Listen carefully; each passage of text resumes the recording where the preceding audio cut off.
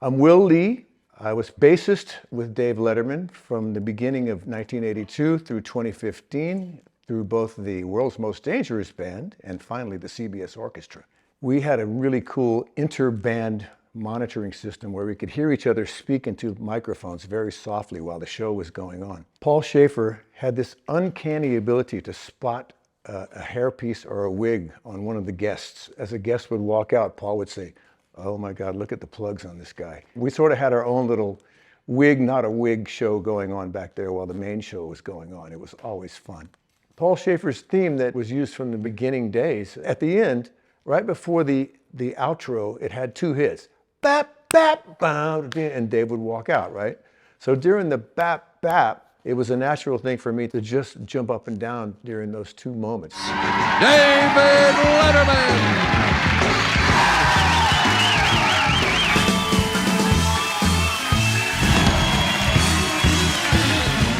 Every once in a while, Dave would have the urge to point out something about Dick Cheney, and I was called upon to give this outrageous scream. I hope it didn't hurt anybody's ears too badly. How about some good news? Former Vice President Dick Cheney has a brand new heart, ladies and gentlemen. He got himself a heart transplant. Heart transplant.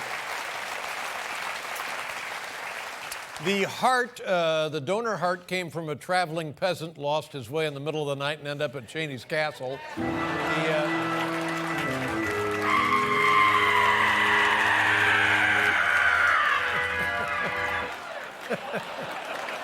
That's exactly. Dave and the writers always found ways of incorporating almost kind of normally people and making superheroes out of them. And Paul would write an incredible theme along with one of the other writers. And they would ask me to sing this heroic kind of almost TV theme. The strong guy, the fat guy, the genius. And I love getting into character to try to pull it off. They break it, they eat it, they solve it. Queef, we say. That's the reason they were put up on this earth. That's the reason they were put up on this earth. That's the reason they were put up on this earth. Another was about a guy named Mo, the badass meat slicing man. The genius of the staff and the crew was able to put together, you know, a great story about an otherwise kind of ordinary guy. Now the stage deli already had a meat slicer named Jimmy. So Mo paid the guy to have old Jimmy killed. Got hired the very next day as Jimmy's replacement. Now he's Mo, the badass meat slicing man.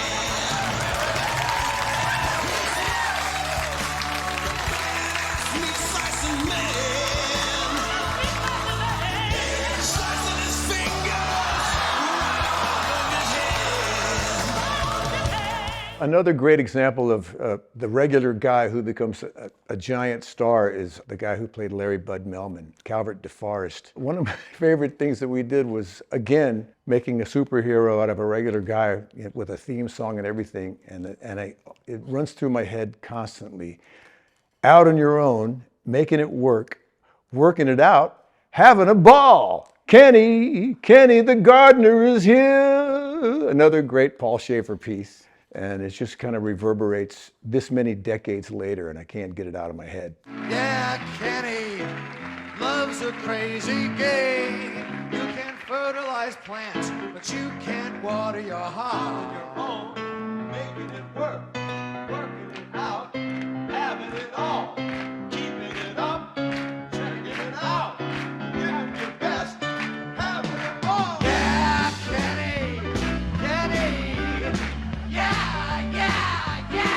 A couple of different times throughout the late night years, Dave had a thing called the Late Night Film Festival. And Merrill Marco came up with this great idea, dress cool. So we all sat around like writers, with Merrill actually, in the room, and came up with like all these lyrics and verses and things. I was kind of proud. I came up with the bridge, which went, ironing out life's little lines and creases. Dress cool, dress cool, like your life depended on it. Dress cool, dress for success, look like you really want it. There was this guy, Kreskin, that would come on, and he was famous for being like this guy with this otherworldly insight into people's psyches. It just seems like each time he came on, he would try to do his sort of trickery, whatever it was he was famous for, and it would fail every time. You're looking out of 7 of clubs? Yeah, I am. 9 of diamonds? Yes, I am, Kreskin. I can't get it. It's a club. It's either an 8 or a 9. Which is it? Well, you tell me, big shot.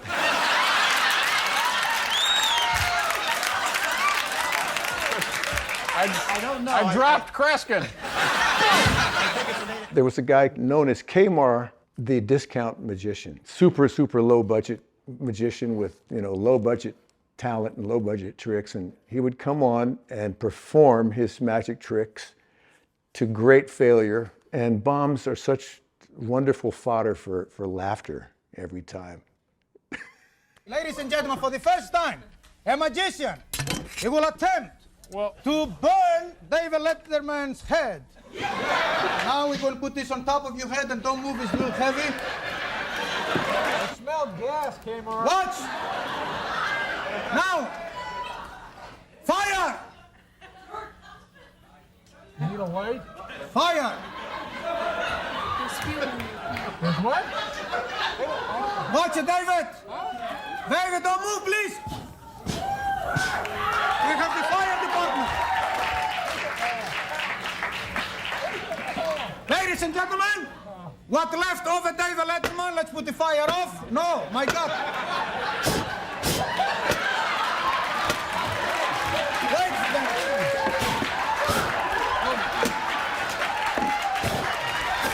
David, stay there, please.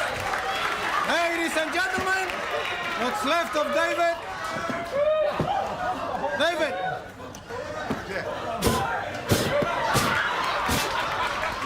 Okay, David, hold it there. Hold it there. Oh my God, David Letterman!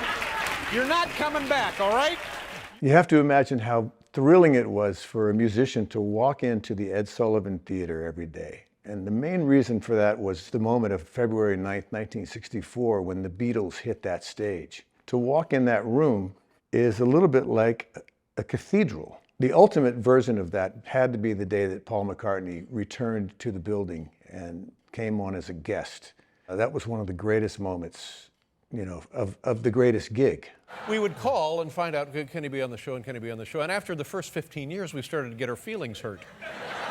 And now it's been close to 25, 30 years, and I just need to know, going forward, any problems that we don't know about? I don't like the show, Dave.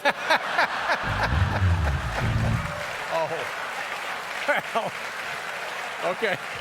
I'm always asked about what's the greatest moment musically that you had on the show. And James Brown first came on during the first year of taping. We were so into James Brown that he called an unrehearsed third song for us to play with him, and we were right on top of that as well. You know what I like to do right now? What was that? Is it okay?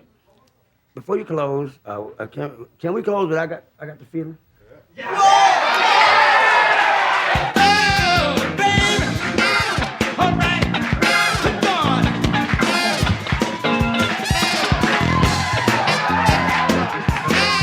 I have a Beatles band, the Fab Four, but if I didn't have a Beatles band, I would have a Sly and the Family Stone cover band, because that music to me is just futuristic, it was timely. So when we finally had Sly Stone on one day, it was just life-changing.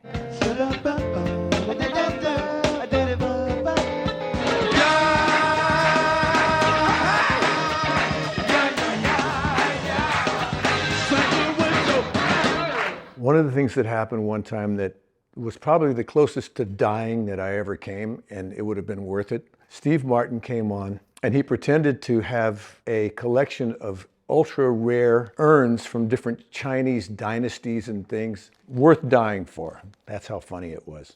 For example, this piece back. That's how you can tell if something's authentic, by the actual tone. Oh, yeah, I can hear just a little resonation. Bring the mic in there, just put that in there. That's good. This is tang. And there's different periods of tang. You have the high tang, middle tang, and late tang. So that's beautiful. What tang would that be? This is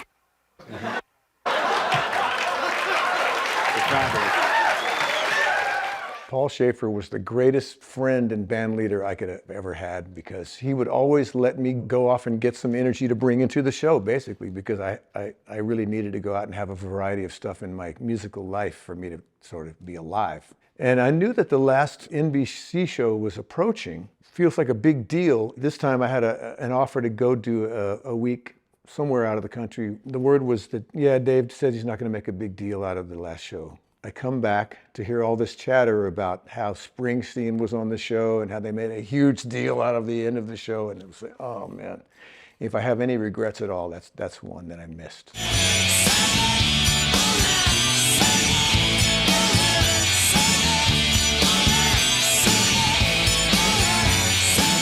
So a recurring character that used to just make the band go nuts was Jon Ebert, who affectionately we know as the "fuck you" guy.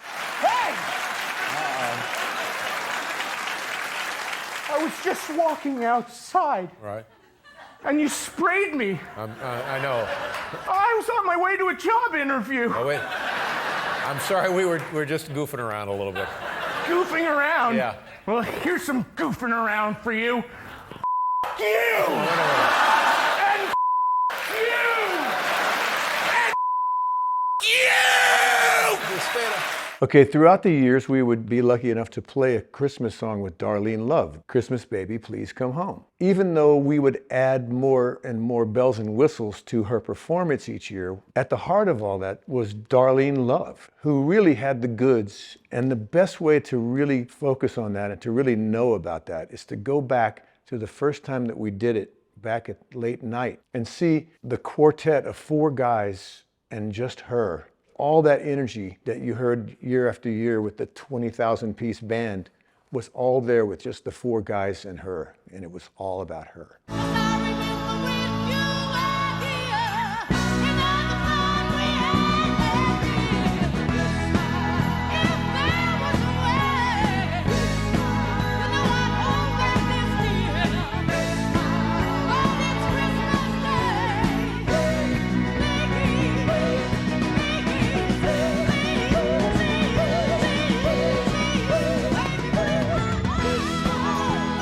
So Warren Zevon was one of the best assets the show could have had, and he had all the support and love from Dave, who was such a fan, and for all the right reasons. When he finally came on and did the last show that he was ever going to do, all the humor was there, and his intentions were there, and his intent, and all the stuff that we loved about him, and we held it together very well, right up until the moment that we sat down with him and played "Rollin' the Headless Thompson Gunner."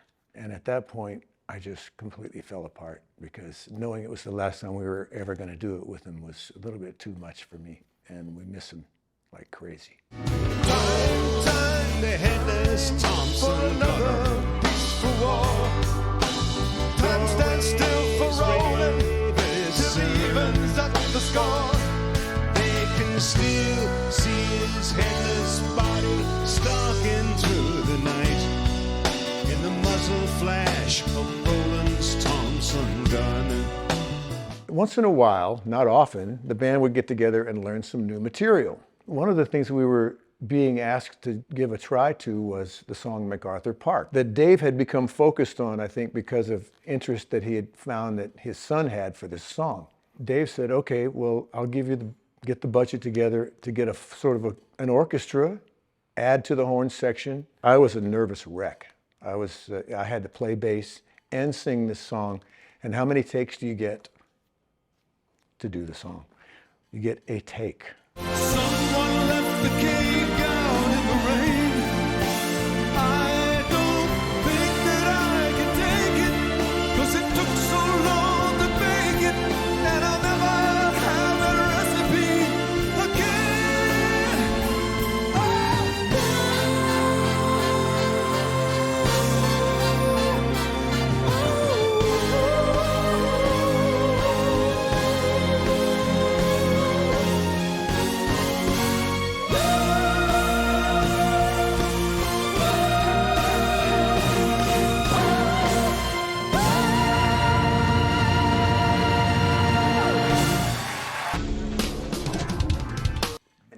Want to throw out?